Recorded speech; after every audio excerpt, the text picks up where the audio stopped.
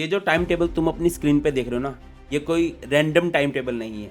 ये मेरे एक टॉपर स्टूडेंट का टाइम टेबल है जो उसने बोर्ड से ऑलमोस्ट 1 महीना पहले वॉल पे चिपका दिया था और उसको पूरी होनेस्टी के साथ फॉलो किया था और फाइनल एग्जाम में उसका रिजल्ट था 95%। और जो सब्जेक्ट उसको सबसे ज़्यादा टफ लगते थे उनमें भी उसके 94, 95, 96 इस तरह से मार्क्स आ रहे थे। तो सवाल ये है कि टॉपर्स अपना टाइम टेबल कैसे बनाते हैं, बोर्ड एग्जाम से एग्जैक्टली पहले वो कैसे पढ़ते हैं, क्या क्या पढ़ते हैं। आज की वीडियो में हम इसी बारे में बात करने वाले हैं। सबसे पहले एक मिथ तोड़ देता हूँ, परफेक्ट टाइम टेबल कि सुबह 5 बजे उठना है, आधा घंटा मेडिटेशन करनी है, फिर एक्सरसाइज करनी है, 14 से 15 घंटे पढ़ाई करनी है, अदरवाइज 90% 98% इम्पॉसिबल है। सच बताऊं, ये सब बकवास है। ऐसे लोगों की बातें सुनना ही बंद कर दो। आज मैं तुम्हें कोई आइडियल रूटीन नहीं बताऊंगा, मैं तुम्हें कुछ फैक्ट्स बताऊंगा और इसके बाद अपना टाइम टेबल आप खुद से ही बना लोगे। सर एक जनरलाइज टाइम टेबल ही दे दो ना, तो मैं एक बात आपको बिल्कुल सीधी बता देता हूँ, जनरलाइज टाइम टेबल कभी भी काम नहीं करता है। एक टाइम टेबल सबके लिए परफेक्ट नहीं हो सकता। क्यों?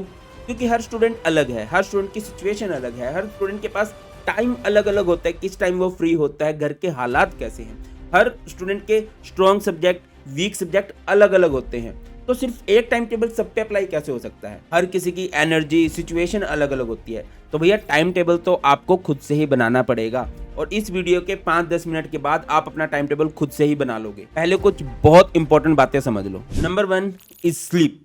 सबसे ज्यादा इंपॉर्टेंट है एक प्रॉपर स्लीप। बहुत सारे स्टूडेंट यहीं पर कंफ्यूज रहते हैं कि सर कितने घंटे सोना चाहिए, 4-5 घंटे सोने से काम चल जाएगा क्या? एग्जाम डेज में तो सर मुझे इतना ही सोना चाहिए। तो मेरी बात सुनो ध्यान से, जितना पढ़ना इंपॉर्टेंट है ना, उससे ज्यादा सोना इंपॉर्टेंट है। तो ये सर पूरे साल से सो ही तो रहा था, इतना भी सोना नहीं, ठीक है, बट प्रॉपर स्लीप बहुत जरूरी है। जब तुम सोते हो तो तुम्हारा दिमाग जो भी तुमने पढ़ा है उस डाटा को स्टोर करता है लॉन्ग टर्म वाली मेमोरी में, और अगर स्लीप प्रॉपर नहीं होगी तो डाटा रिटेंशन 0 हो जाएगा। अब हर एक स्टूडेंट का स्लीप स्केड्यूल अलग अलग होता है। कोई 6-7 घंटे भी सो के एनर्जेटिक फील करता है, कोई 8-9 घंटे सो के एनर्जेटिक फील करता है। तो एक प्रॉपर अगर मैं बोलूँ एग्जाम डेट के हिसाब से तो आपको कम से कम 7 घंटे की नींद तो लेनी ही चाहिए।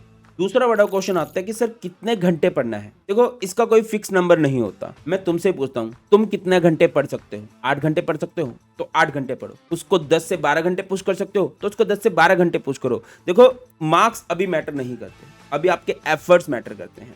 बट धीरे धीरे जब आप अपनी हैबिट्स को इंप्रूव करेंगे ना, तो वो कॉम्पिटिटिव एग्जाम में आपकी आने वाली लाइफ में बहुत हेल्प करेंगे। तो जितना हो सके खुद को पुश करो। डेली 2 घंटे पढ़ते थे, अब 3 घंटे पढ़ना स्टार्ट करो। 3 घंटे पढ़ते थे, 4 घंटे।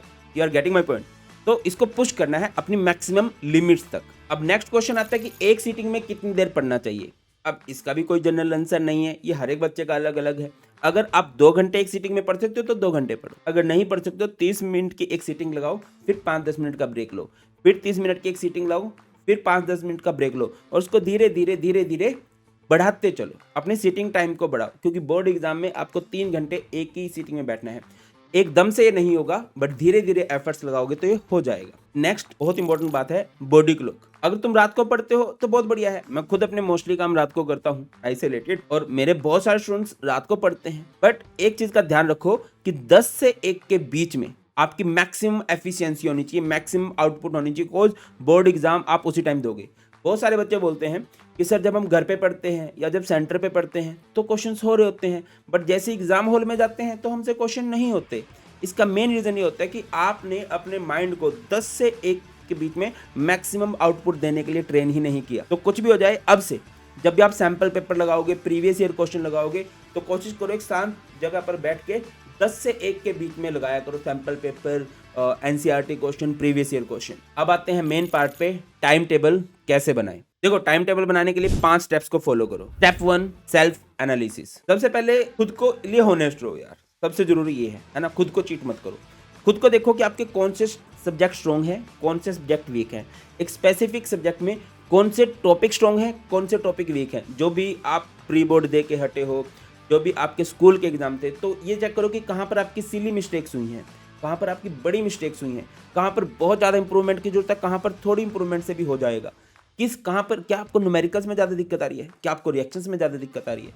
आपको खुद को एनालाइज करना पड़ेगा। तो सबसे पहले डायरी में लिखो कि हाँ इस सब्जेक्ट में मेरे ये टॉपिक वीक चल रहे हैं। जब तक ये एनालिसिस नहीं होगा ना, तो आपके लिए कोई भी टाइम टेबल काम नहीं करेगा। स्टेप 2 आता है कंटेंट डिस्ट्रीब्यूशन। देखो ये सारे सब्जेक्ट मैंने भी पढ़े हैं। अब अगर मैं 2 दिन सिर्फ फिजिक्स पढ़ूंगा, थर्ड डे केमिस्ट्री पढ़ूंगा, तो उन 2 दिनों में मैं भूल जाऊंगा वो केमिस्ट्री। तो आपने करना क्या है, आपने सभी सब्जेक्ट को पैरेलल लेकर चलना है। रिवीजन को हाई प्रायोरिटी दो। एक बार में ही डिसाइड कर लो कि किस चैप्टर की रिवीजन मैं कब करूंगा। जब ये डिसाइड हो गया ना, तो फॉलो करना बहुत ईजी हो जाता है। नेक्स्ट आता है सब्जेक्ट वर्सेज टाइम एलोकेशन, कि किस सब्जेक्ट को हम कौन सा टाइम दें।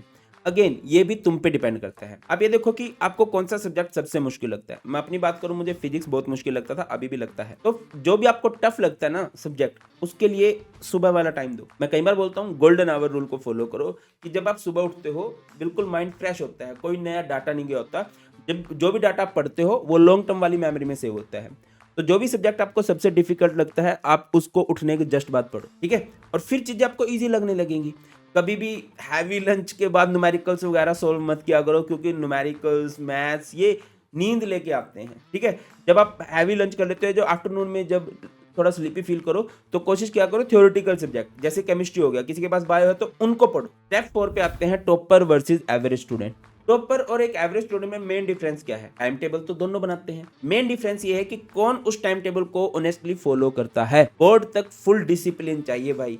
डेली आज से स्टार्ट करो, जो भी आपने टाइम टेबल बनाया है बोर्ड एग्जाम तक उसको फुल डिसिप्लिन के साथ फॉलो करो, तो आपको कोई नहीं रोक सकता टॉपर स्टूडेंट बनने से। स्टेप 5 यूट्यूब का स्मार्ट यूज करो। हर एक चैनल को सब्सक्राइब करने की जरूरत नहीं है। 2-3 जो आपके सबसे ट्रस्टेड हो या आपको सीनियर ने सजेस्ट किया है, जिनका आपको समझ में आता है, उनको सब्सक्राइब करो, उनकी वीडियोस देखो।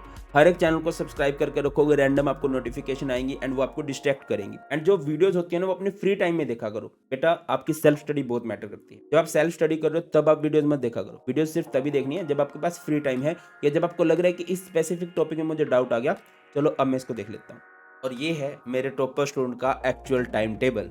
मैथ्स रात को इसीलिए दिया है क्योंकि रात को ना दिमाग थोड़ा सा डल सा हो जाता है ना, बहुत सारा डाटा दिन में स्टोर कर दिया गया होता है। तो जब आप क्वेश्चंस लगाओगे तो थोड़ा माइंड को भी अच्छा लगता है। अगर ये टाइम टेबल आपको शूट करता है तो बेस्ट है, और अगर नहीं शूट करता है तो भैया खुद का टाइम टेबल बनाओ, उन 5 स्टेप्स को फॉलो करके, और उसको फॉलो करो। और एक लास्ट क्वेश्चन जो मोस्टली बच्चे मुझसे पूछते हैं कि लास्ट 30 डेज में 95% 98% आ सकते हैं क्या? ये वीडियो मैंने ऑलरेडी बना दी है, आपको ऊपर मिल जाएगी या फिर डिस्क्रिप्शन में भी आपको लिंक मिल जाएगा, तो जाओ देखो। All the best.